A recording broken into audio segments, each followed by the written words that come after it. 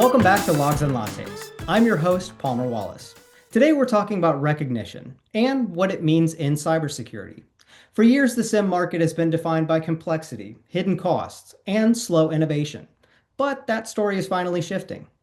This year, Graylog earned a spot in the Gartner Magic Quadrant for SIEM and was also named both a leader and an outperformer in GigaOm's 2025 Radar report for SIEM. That kind of dual recognition doesn't happen by accident.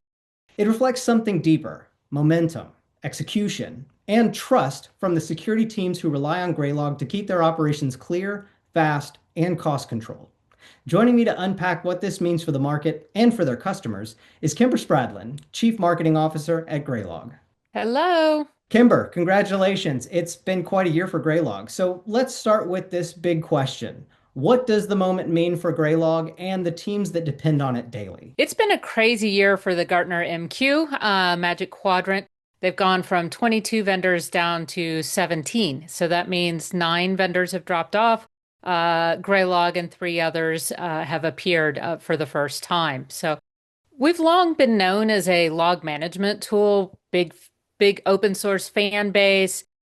But this really recognizes the hard work that the engineering team has been putting in over the last 3 years to go above and beyond that, to provide our customers and our users what they've been asking for, which is to layer on top of that foundation a true SIEM so that they can take all that great log data and do much more interesting things with it.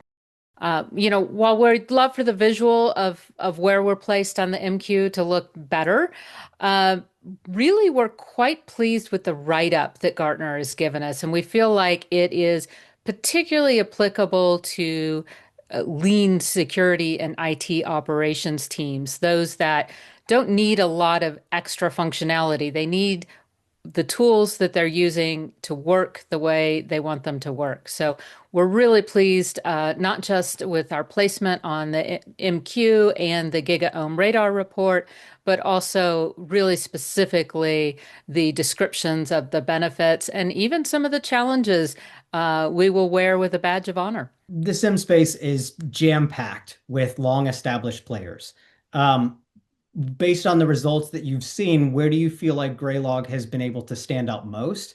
Do you feel like it's just due to the core audience of Graylog? Do you feel like it's due to the analyst experience, flexibility and deployment options, or overall the way Graylog seems to simplify operations for those lean teams? There are a few differences between the reports, and I think that comes down to kind of the customer base of Gartner versus GigaOm. Gartner really focusing on the very large enterprise part of the market, and I think GigaOm more a little bit smaller than that. But both talked a lot about our asset risk model and our approach to alert fatigue and reducing those alerts down to what really matters and what signifies a true event. Outside of that, Gartner kind of talked about some of our operational simplicity. In their notes, they called that a caution. I would actually say that those are benefits, right? If you do you really truly need a full-blown SOAR with all the complexity that comes with setting up and maintaining that SOAR? Or do you need some really fundamental investigation case management, some response, both automated and guided response? And that's the approach we've taken, is focusing on those lean teams and keeping things to the practical and the simple. Let's double click on the MQ real quick. It only took 2 years from the launch of Graylog Security to make it into Gartner's quadrant. What do you feel like has powered that speed, with the execution, the customer adoption, or do you feel like it's Graylog's kind of like no nonsense approach to solving SIM's long withstanding pain points? So, quick note here for those of you who are keeping score, you might look back and say, but Graylog Security's been available for 3 years, not two. The MQ runs only through the end of 2024. And so our 6.2 release and, of course, our upcoming 7.0 release are not included in that evaluation period. So, just want to make sure everybody is making sense of what that means. I really believe our large open source user base is a huge factor in this, providing us tons of feedback. I mean, just the information that we get, the requests we get, the conversations that happen in the community, in the subreddit, GitHub, really helps guide us towards providing a tool that does the job the analysts need it to do.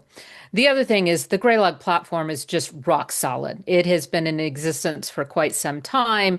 It has been architected very well from the beginning.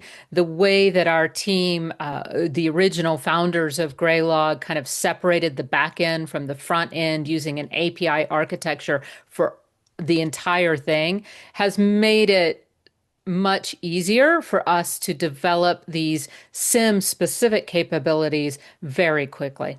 SIEM Without Compromise. I see that tagline quite a bit over the website and other marketing collateral, but it seems to have started and become much more of like a customer mindset. How do you feel like that philosophy shows up in the day-to-day outcomes for Graylog as well as for your customers? Predictable costs, no surprise billing after the fact, guided response, clear visibility into what the product is doing. And those were recognized by both Gartner and GigaOm, although I have very careful here. They're not endorsing Graylog in any way. I don't want to violate our reprint rights agreements, but you can go read either of those reports and learn for yourself. And I think that shows in features like the native data lake that we introduced back in 6.1.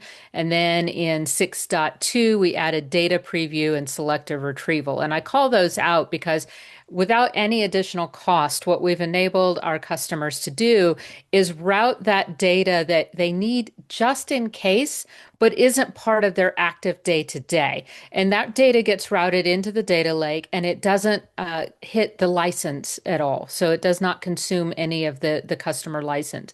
But we went above and beyond with that. So we said, that's lovely. But when you have to go start doing an investigation and you need to, you find that some of the data you need is stored in the data lake, it hasn't been processed and hasn't become active data, you don't want to go pull out gigabytes or maybe even terabytes of data, have that eat up your license and wade through it just to make sure the information you need has been pulled in. So we allow you to preview and see what is in that data lake before you pull it back, and then narrow your search and your retrieval pretty tightly. And I think that's just a great example of taking care of the customer. Sure, we could focus on getting the customer to use up their license and have to come buy more, but that's not doing right by the customer. So for me, Without Compromise is all about what is the right thing for the customer.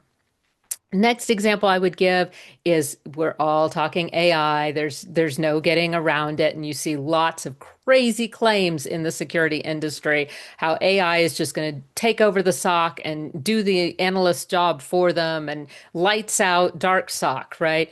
And that is just not our philosophy. Yes, we have provided AI capabilities in the product. We will continue to do that. Please do be on the lookout for the 7.0 release. Some exciting announcements coming your way on that. But it's focusing on AI that is practical and that makes sense.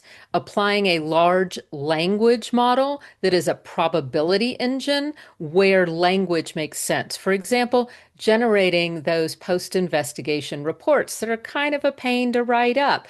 But, the AI, the language model, can look through all of the data that you've collected into your investigation and come up with insights and recommendations and write that report, at least draft the report, so that that analyst's job, that task that they really don't enjoy doing, is that much easier. So those are two examples.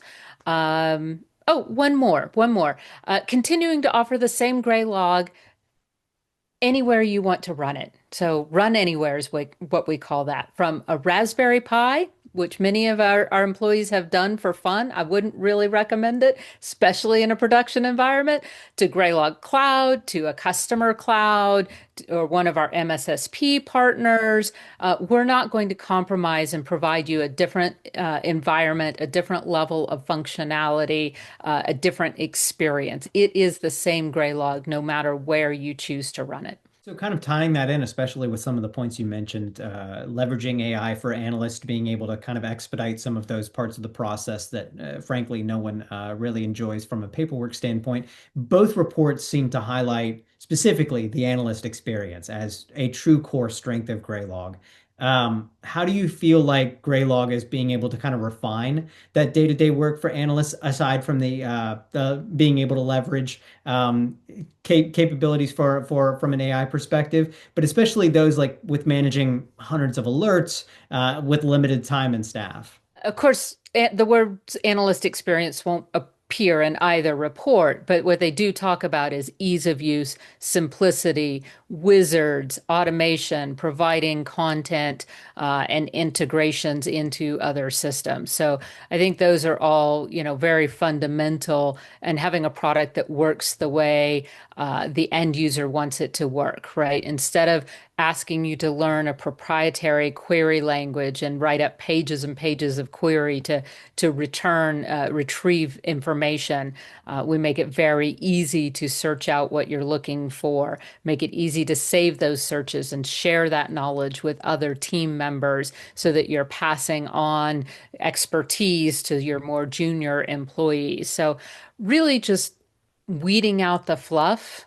And I keep coming back to this, putting in what the actual users want to see in the product to do what they need it to do, and much less worrying about things that look pretty and maybe uh, work well in an ad or a demo, but don't actually make the analyst's day-to-day life easier. On that note, in terms of speed and the ability to search for this information, I presume context is a pretty key component of that as well, and has been pretty integral in a lot of the updates and even the upcoming update that's on the horizon. Is that correct? Yeah, context is absolutely king in security and in many other areas, pretty much any profession where you're really focused on that data. So where did this come from? What time frame is it related to? What assets is it related to? Okay, now that I know what assets it's related to, are those critical assets, or are those less critical assets that I don't have to worry about nearly so much? So, is this an attack that looks like something that has hit the news recently? Is this something, an attack pattern that is well established and well known? So can we put it in that context of a larger pattern, not just within the customer's environment, but within the global environment? The concept of the pace of innovation that Graylog has been able to implement seems to be something that was also recognized in both reports.